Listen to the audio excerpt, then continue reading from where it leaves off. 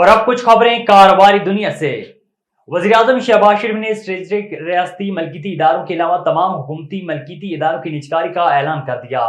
وزیراعظم محمد شہباز شریف کی زیر صدارت وزارت نجکاری اور نجکاری کمیشن کے امور کے حوالے سے اہم جائزہ اجلاس ہوا، جس میں وزارت نجکاری اور نجکاری کمیشن کی جانب سے نجکاری پروگرام 2019 اور 2024 کا روڈ میپ پیش کیا گیا۔ اس موقع پر اجلاس کو حکومتی ملکیتی اداروں کی نجکاری کے حوالے سے پیش رفت پر تفصیلی بریفنگ دی گئی۔ بریفنگ میں کہا گیا کہ پی اے کی نجکاری کے حوالے سے پری کوالیفیکیشن کا عمل مئی کے اختتام پر مکمل کر لیا جائے گا۔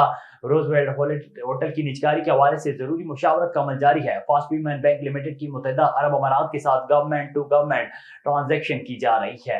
آگے بڑھیں، آپ کو بتائیں کہ پاکستان سٹاک مارکیٹ ایک بار پھر 74,000 پوائنٹس کی حد پار کر گئی۔ کاروباری ہفتے کے دوسرے روز ٹریڈنگ کے دوران سٹاک مارکیٹ میں 700 زائد پوائنٹس کا اضافہ ہوا، جس کے ساتھ سٹاک مارکیٹ میں 100 انڈیکس 74,501 پوائنٹس کی سطح پر ٹریڈ کر رہا ہے۔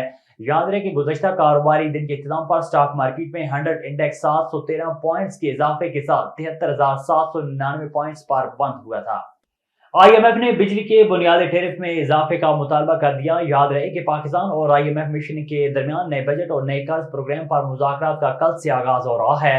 آئی ایم ایف نے آئندہ مالی سال میں بجلی کی قیمتوں میں اضافہ اور گردشی قرض کی روک تھام کا مطالبہ کرتے ہوئے کہا ہے کہ گردشی قرض 2300 ارب روپے تک روکا جائے، بجلی کی قیمتوں اور مختلف حوالوں سے دی جانے والی سبسڈیز بتدریج ختم کی جائے۔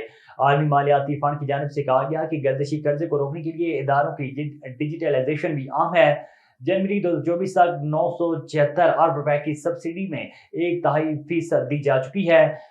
ٹیرف ڈیفریشل اور دیگر کی مد میں 249 ارب روپے کی سبسڈی ختم کی جائے۔